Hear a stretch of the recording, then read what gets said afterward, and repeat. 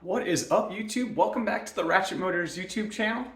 So what we're going to be working on today is continuing right on our 1996 Triumph Thunderbird. If you didn't see our last video, I'll put the link up here in the and what you'll see is that we started putting back together motor. We get the motor right down here. I'll show you in a minute. And we got pretty far in it, but then we realized that we didn't have the clutch shim. We were actually just missing a lot of parts. We had bolts break, etc., etc.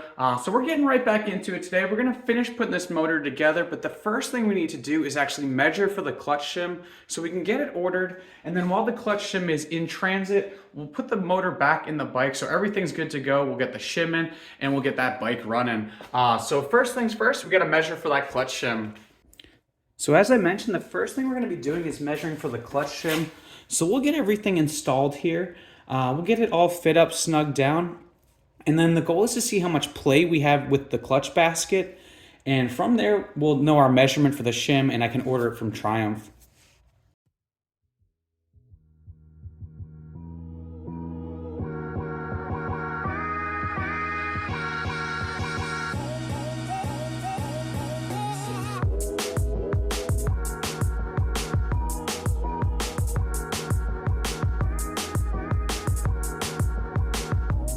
All right, so that actually wasn't too bad here.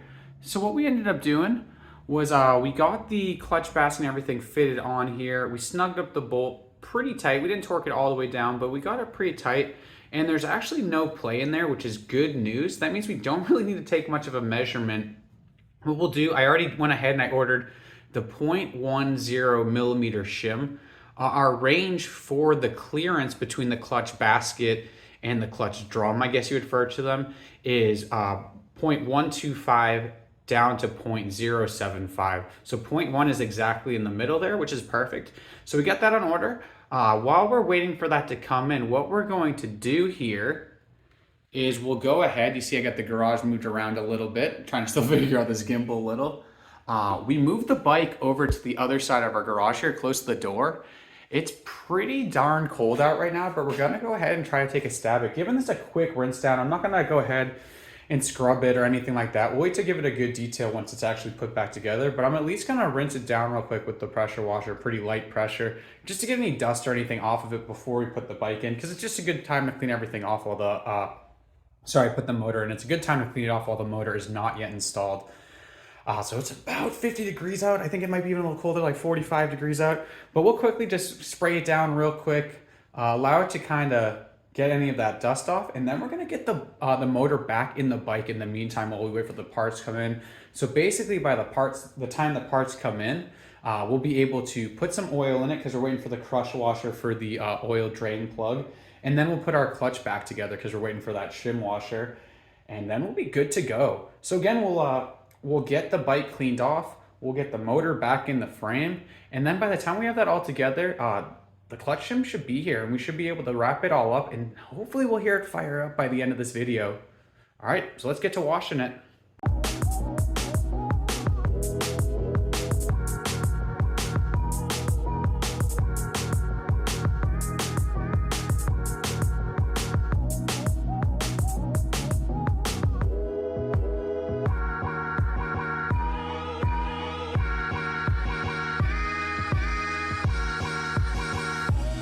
All right, so that was pretty quick here. Again, we weren't going for a deep cleaning or anything like that. Just wanted to get it nice and any dust, any dirt, anything we could get off it pretty easily, we want to remove, just so it makes it a little nicer for that assembly. Get anything out of the crevices there ahead of time. And again, we'll give it a nice detail once the bike's actually up and running, and it's worth the time getting it nice and spotless. But for right now, we're just kind of cleaning off anything from it sitting in the garage. So we'll give it just a little while to kind of dry off here. We got all our LED lights, which I'm not sure if I showed these before. We bought these at Costco, like deal of the lifetime. I have so many LED lights set up in here.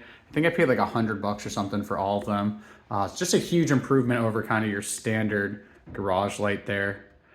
So what we have now, we're gonna let this dry off and then we'll start putting the bike back in the frame, which I am stoked for. So by the time we get back here, the bike will be dried off and we'll start assembly. All right, so no more beating around the bush here. We got the bike sprayed down, not super clean, but clean enough for assembly. Like I said, we'll detail it once we get everything up and running for real. We got the engine flipped over and good to go. So there's no more beating around the bush here. We're gonna go ahead and try to stab this motor and this transmission right back into this bike now, and hopefully we can get it bolted all together. And maybe by the end of the night, we'll get it on its off the jack stands and using its own kickstand. We'll see how it all goes. But first things first, we gotta get that motor in there.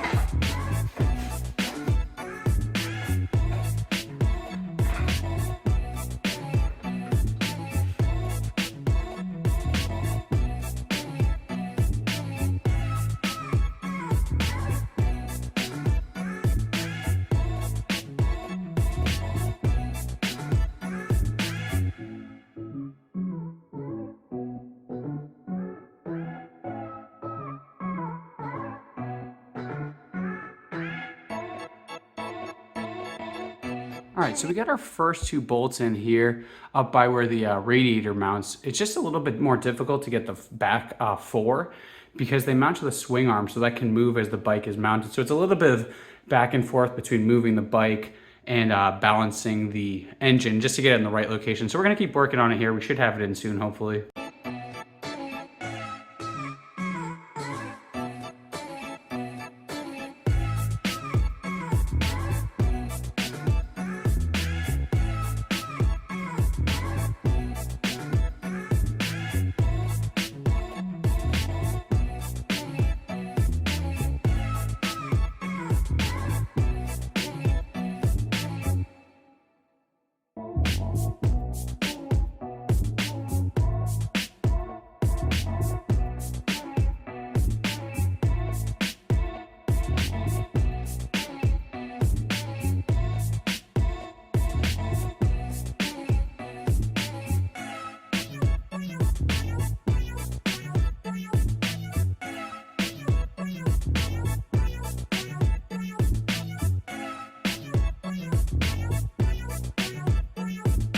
All right, so unfortunately, it looks like the camera died where we're filming here, but we were able to get this in. It was definitely not easy by any means. So we started by getting the two front bolts in, which was pretty good. That gave us a point to pivot off of. But what really ended up being pretty difficult here for any of you that try this in the future is just really lining up our two back bolts, aligning with the frame and the swing arm here.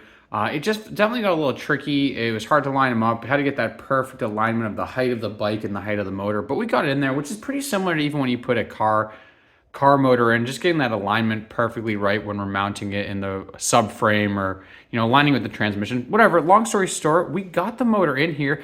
It's all mounted up, so this is awesome. From here, we need to go ahead and snug down all the different bolts that mount the motor, and then we'll actually move forward with applying all of our covers, putting any of our accessory stuff. Hopefully we'll have this all together, and by the time the shim shows up, we'll just put the shim in, put the clutch in, and call it all done. And give it a chance to fire up. So we'll go ahead, we're just gonna go about doing random things here moving forward. Things we need to do is get our gear for the sprocket on, our our gear change lever, our kickstand, starter, alternator, all those things. We're gonna go through and get those on in no particular order, but they all need to get back on the motor so that we can fire it up. So we'll go ahead and do that next. Just get all these different accessories mounted on. In the meantime, while we wait for that shim and a couple other random odds and ends.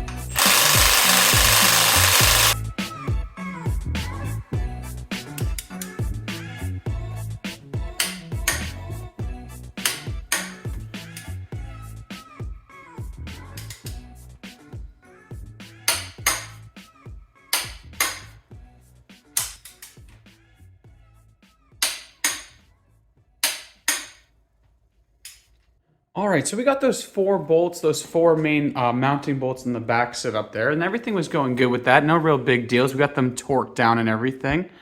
Now we're going to focus in on these front mounting bolts, and those also have our radiator mounting brackets. So what I have for right now, I'm going to put the radiator in temporarily, get it all in place, just so we get those radiator mount brackets in the right location. We might be able to see them if I get a little closer in here. They're actually in the background. Maybe if I look from underneath. We can see we have those brackets right here. Those actually mount in the same location as our engine mount. So we'll go ahead, we'll tighten this down just with the radiator in place. And that's really everything for mounting the motor. We can actually start going forward from there and putting on all our different accessories, both to the motor and to the remainder of the frame. So things are really coming together pretty quick now. We're still waiting for that shim to show up, but it should be any day. And we'll keep ourselves busy in the meantime.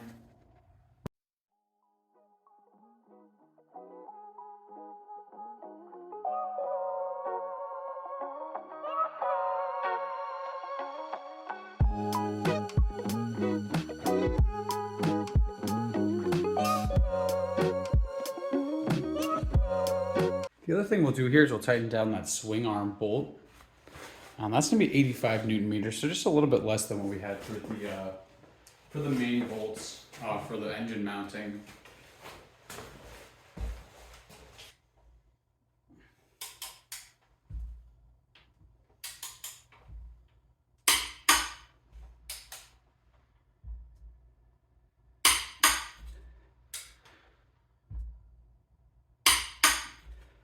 All right, so the next thing we'll focus in on here, now that we've got the swing arm bolt tight, is really all of the stuff on the motor.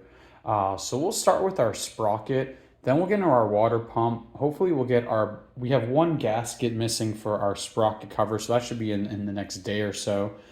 So we'll just keep piecing everything together as our parts come in. It should be all together in the next 24 hours, hopefully. But again, yeah, we'll start with the sprocket, we'll get that on with our chain and everything, and then we'll go into our water pump next.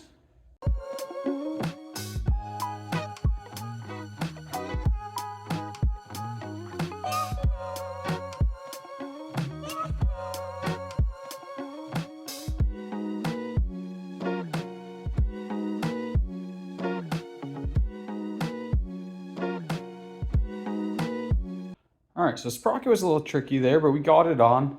We'll wait till the rear brake pedal is on to actually lock up the brakes so we can tighten that down. It's 132 Newton meters, so pretty good torque on that one. And then we'll pin it. We see we have that flange there. I can actually zoom in on that. We see we have that flange right there, and we pin those two little tags on there, if you will, to keep the bolt, keep the nut from spinning. So we'll do that as well.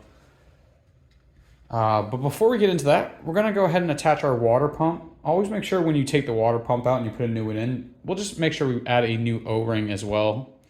So we'll get into that next. And then from there, we'll maybe do the alternator and the starter. We are going to get into a little bit of a standstill if we don't get our seal for our sprocket cover or our shim soon, because those are 2 things we're going to need to put to kind of put things on so that we can bolt other things up around them. But we'll keep moving until we can't anymore, which means water pump, and then maybe the starter and or the alternator before we kind of get into a breaking point.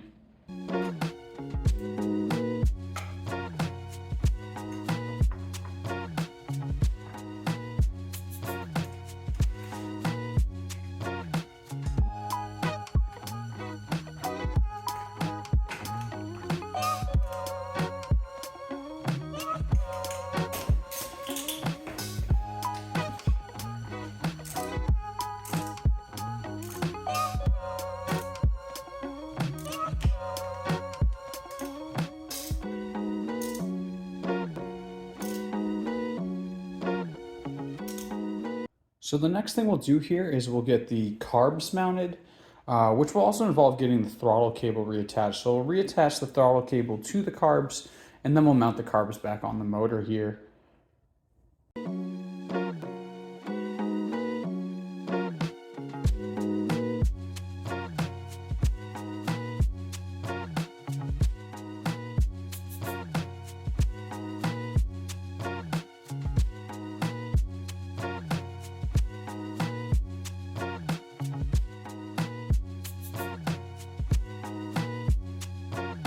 All right, next thing we have is our starter and our alternator.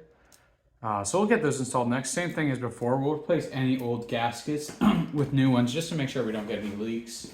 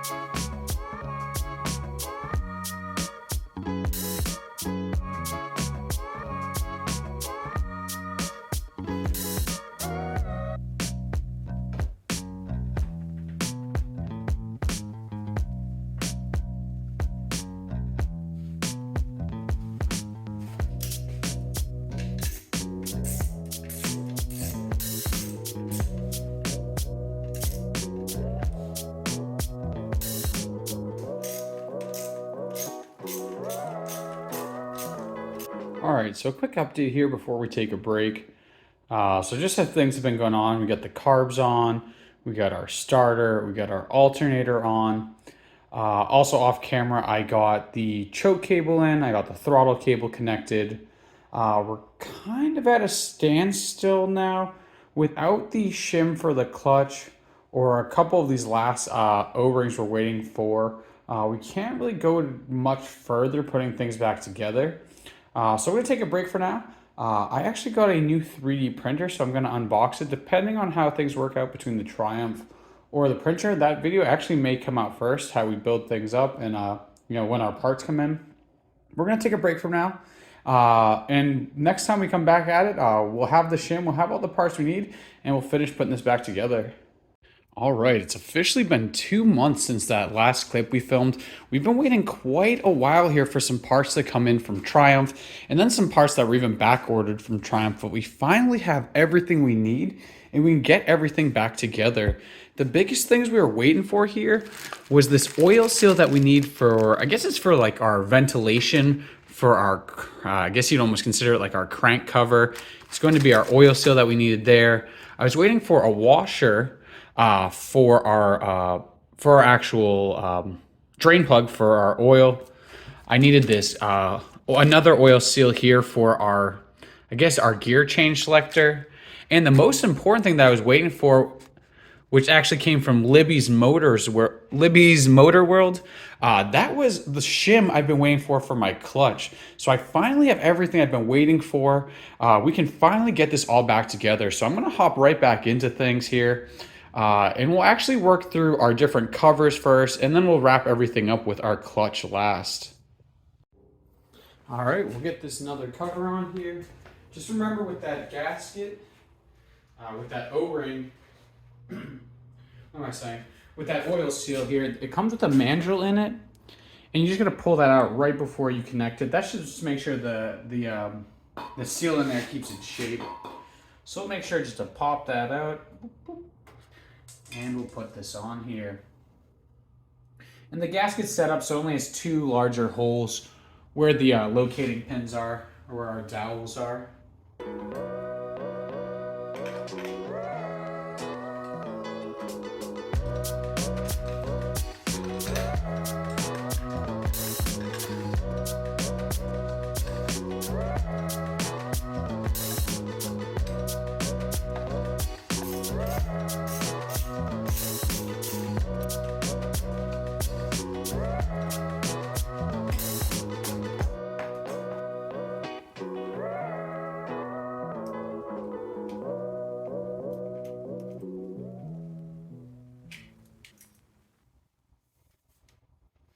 So now we're gonna move into reinstalling the clutch. So before, what I had noticed is someone had taken the clutch apart previously, and in doing so, they must have lost the shim because it was never here when I got the bike and took things apart. So the big thing I've been waiting for all this time was actually a shim, which goes between our outer drum, which is this piece, and the inner clutch basket or that inner drum. So what I'm going to need, I had to assemble it all to measure for the shim because I didn't have one. So I'm going to need to take this apart. I'll install my shim, and then I can go about putting back together my entire clutch assembly. So that's what we're going to dive into here.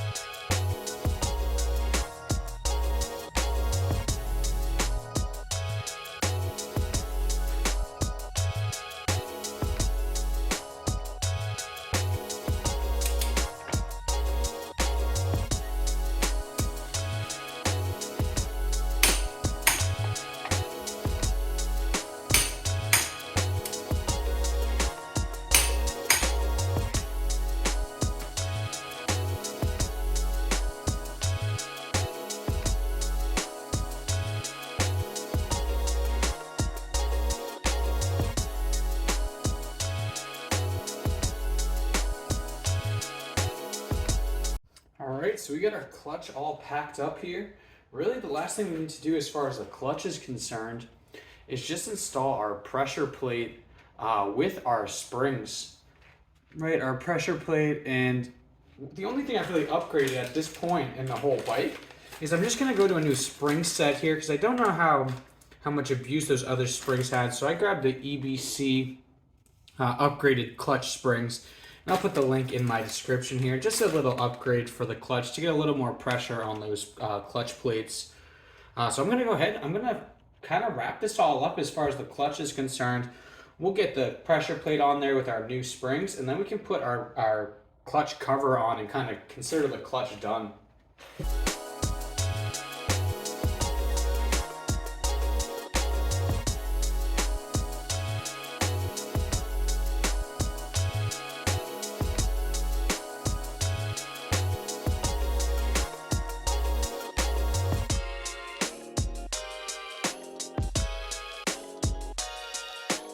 All right, so now that we get the parts here we're finally making some progress.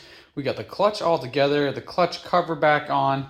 I put the rear brake on and off to help me kind of lock up the system so I could tighten that bolt. So really the last thing we have to do here is just get our chain guard cover on. So that's a cover that goes over on this side here. It covers our chain sprocket, and it also doubles as our gear selector cover. So we'll get this all cleaned up here.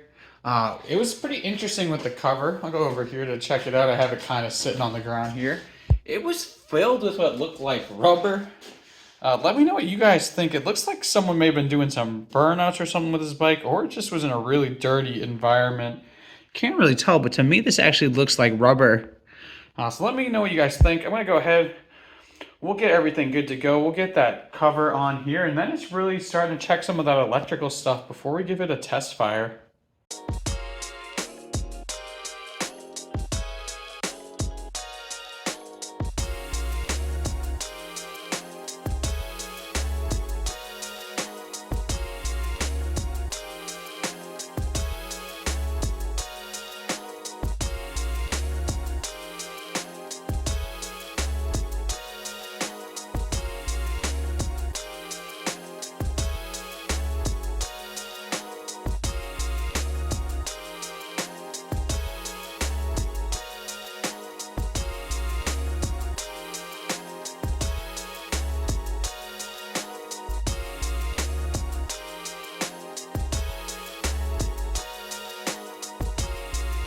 All right, super excited here. We get all the mechanical stuff back on for the most part.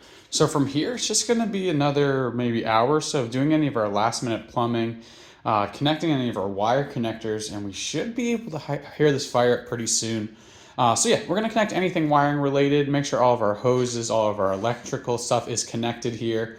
We'll fill her up with oil and we'll give it a test fire and see what happens. And one of these wires here look like it got pinched somewhere in the process. So just to be diligent, I'm going to take a second and patch that up just to make sure we don't have any issues.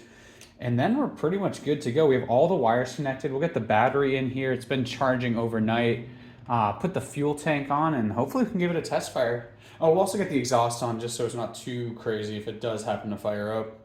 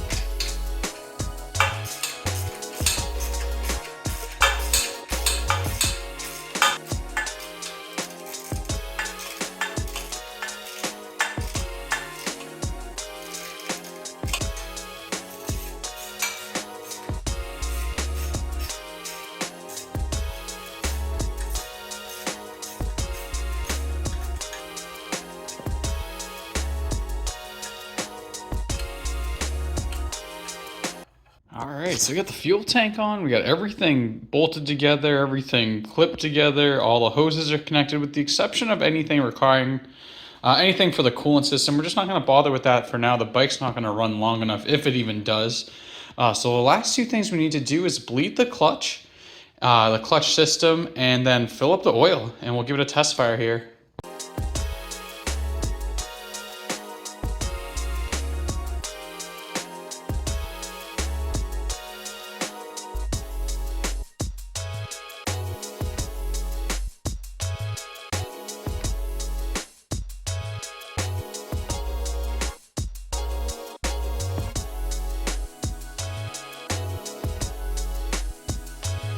And we're only going for a real quick fire up if it does happen, because we have no coolant in it.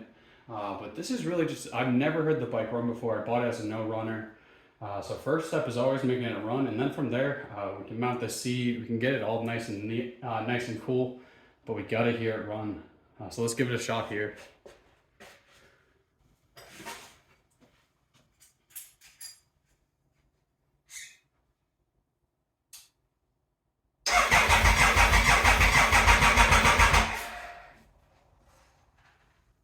Fuel.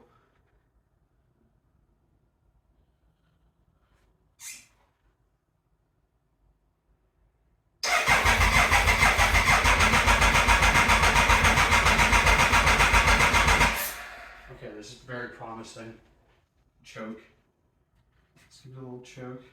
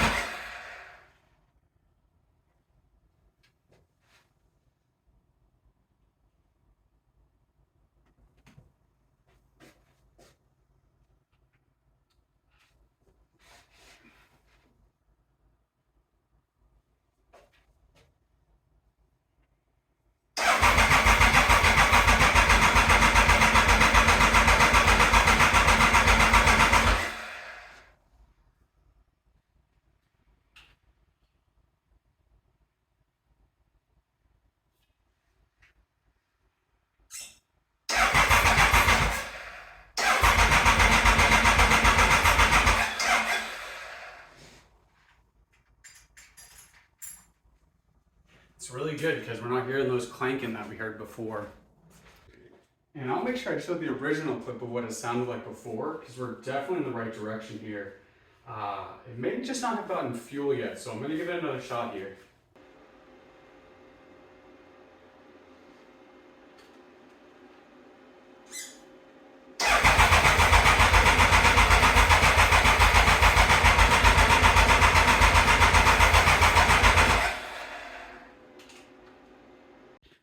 Fuel might not have been getting to the carb here, so I heard it actually move around here when I went between reserve or reservoir.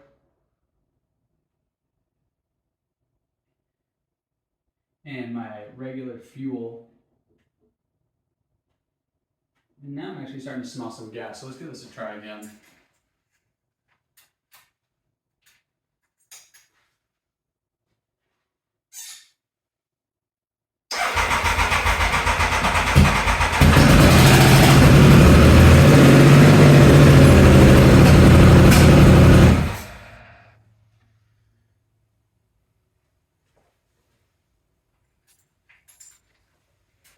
I'm good for the day, that's it.